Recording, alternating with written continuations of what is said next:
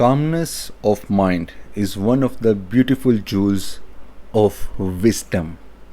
To achieve wisdom, you have to master the art of calmness. I haven't been able to do that yet, trust me, till now, not even 10%. So let's get into the next episode and the last episode of this book, As a Man Thinketh, one of the most famous and most recommended books in the history for your positive thinking and growth. In this book, we have learned a lot and we will keep learning in this last chapter. Let's dive into it and keep subscribing and commenting. So calmness and serenity is only coming to you with help of experience and multiple efforts on this part of your mindset. You have to work on yourself. You can't just say that I am calm in this situation when you are sitting in a situation where no one and nothing can affect you. If you are in a disastrous or in an excited situation and still you choose to stay calm multiple times in a row, then you are moving towards that pathway, and that is an intentional effort on yourself. No one achieves that perfectly or inherently. You have to adopt it, you have to work on it. And if you see this capacity and developed faculty of this kind in some human being, trust me, you have to come with a conclusion that it comes with experience. It doesn't come automatically. You have to respect that part of that particular person, that it comes with a lot of practice. It doesn't come any other way. So that means that person has intentionally worked on themselves to achieve that serenity, that calmness. To you to do that, to you to work on that and falsely claim that most of you will do that, including me, that I have done, that when we are achieving these targets of serenity, calmness, we try to stay calm in situations when we can control it. And we start blabbering about it that, okay, we are the master of calmness and serenity. What happens is, when the situations are out of our control and they are sudden instinct situations, then you come to realization that you were not in charge. The situation was in charge. To be in charge of that situation, you have to be intentionally practicing that. And that is why it comes with experience. So the writer says, a strong and calm mind is always cherished and loved. Who does not love a tranquil heart? That's a very common thing we understand from our experience, from our life.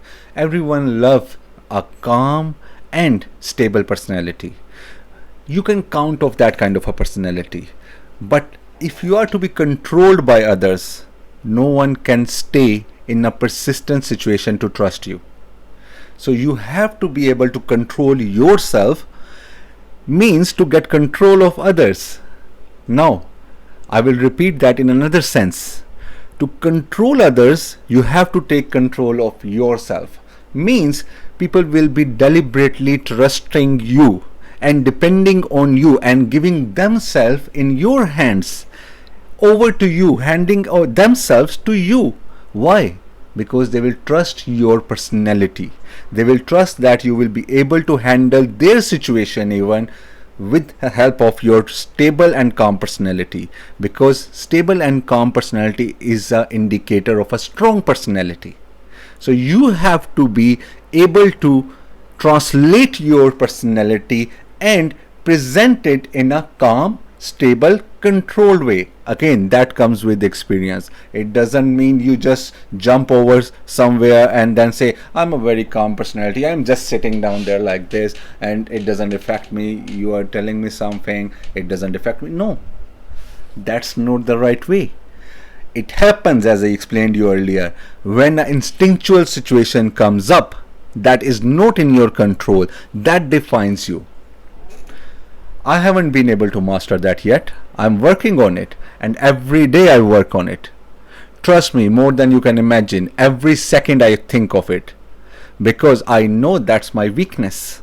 I am instinctual in some parts, but every day I am becoming more and more stronger because I have learned this knowledge and I am implementing this on myself, and I'm sharing it with you because I know how much helpful it is in our day-to-day life and for designing our future. This calmness is the indicator of the reaction of the situation on the situations that are going to come towards us. There are going to be lots of situations every day, every second, every moment. There are going to be situations changing up. They're going to be thrown onto us. But how we react, how we act, that defines that situation and the outcome of that situation. The future design is only defined by our calmness, and because when we are calm, we react in a different way, we think in a different way, we think very practically and rationally rather being an animalistic nature. The very beautiful line the writer explains here, that the lesson of serenity, calmness, is more expensive and desired than wisdom even. We always talk about wisdom, but it has no importance, no value in front of serenity and calmness. This lesson is more important over wisdom, because if you have wisdom and you don't know how to control that wisdom knowledge and how to act on that, that's of no use. That's a very beautiful line, because most of us, they pray for wisdom, that please, I should have wisdom. I need to learn the art of collecting wisdom and be very proficient in that. But if you don't have serenity in your personality, you have nothing. That is more desired over gold even. That's the writer saying that serenity, calmness is way above anything else that you can desire of. So we have to cherish this thing if we can master this art. And he further says that a lot of people, they destroy their relations just because of their bad temper. Trust me, this happens. Our temper is the biggest enemy we have, and I can vouch for that with a personal experience. That I can assure you. You will lose a lot of precious relations just because of your bad temper, and you have to learn the art of serenity, calmness, control of yourself, your inner self, your emotions. You cannot be a slave to these emotions, your temper.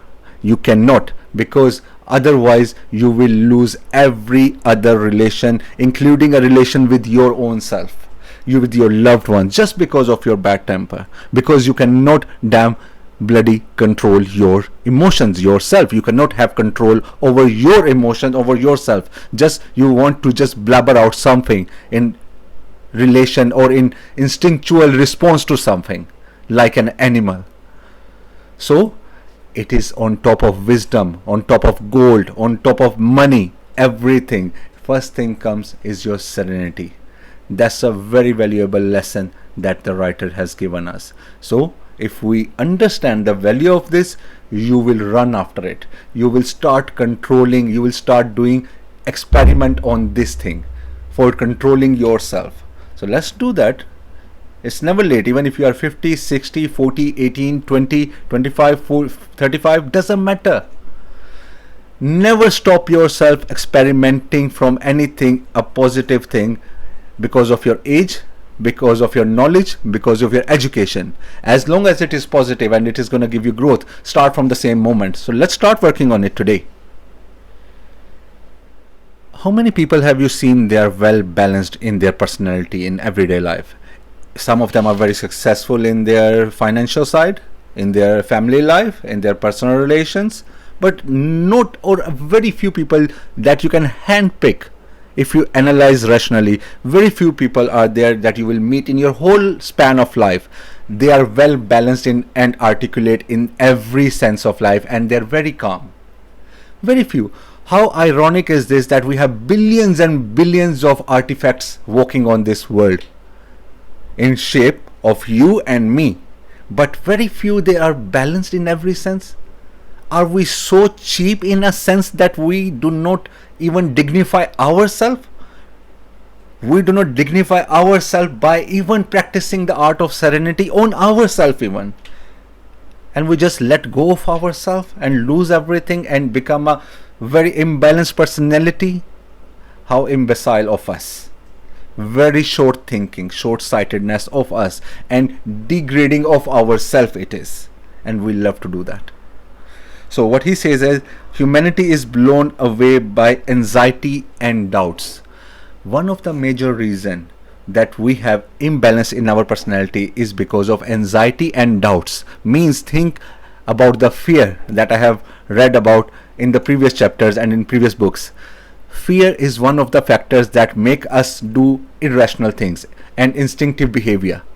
If we fall under the trap of doubts and fears, we will start behaving without any control. We will never achieve the art of calmness and serenity.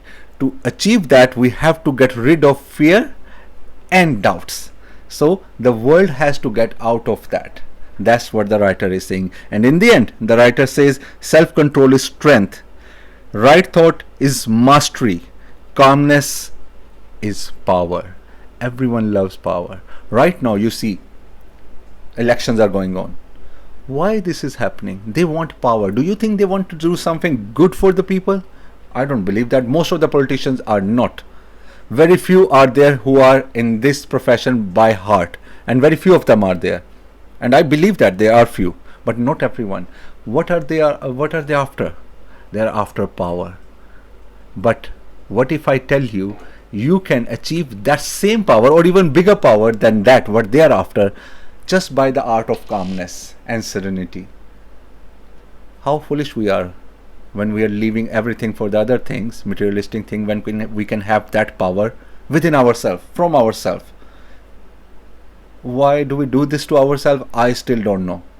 I am not able to contemplate the answer of that foolish question that we pose on ourselves.